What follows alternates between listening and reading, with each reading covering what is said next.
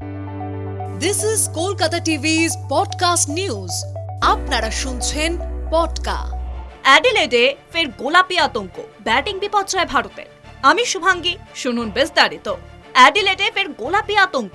2020 সালে 36-এ অল আউটের মতো ঘটনা ঘটেনি ঠিকই, তবে প্রথম ইনিংসে ব্যাটিং বিপর্যয়ের মুখে রোহিত শর্মারা 69 রানে 1 উইকেট থেকে 87 রানে 5 উইকেট পড়ে যায়। তারপর ঋষভ পন্ত এবং নীতিশ কুমার রেড্ডি ইনিংস এগিয়ে নিয়ে যাচ্ছিলেন। 109 রানের মাথায় ফিরে যান পান্থ। আরও একবার 150 রানের মধ্যে অল আউট হওয়ার আশঙ্কাও দেখা যায় টিম ইন্ডিয়ার। টসে জিতে ব্যাটিং নিয়েছিলেন রোহিত। তিনি নিজে ওপেন করেননি। যশস্বী জয়সওয়ালের সঙ্গে মাঠে আসেন কেএল রাহুল। দিনের প্রথম বলে মিচেল স্টার্কের বলে এনডব্লিউবি হয়ে যায় যশস্বী।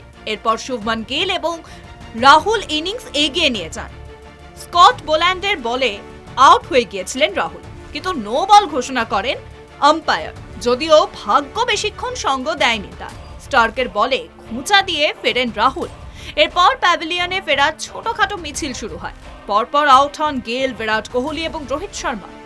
পার্থ টেস্টের প্রথম ইনিংসের ঢঙেই ফের আউট হলেন কোহলি। এদিকে মাত্র 3 করে সাজঘরে ফিরলেন অধিনায়ক।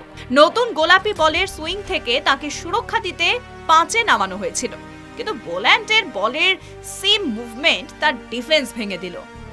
শুনুন পডকা, রাত দিন 7 দিন।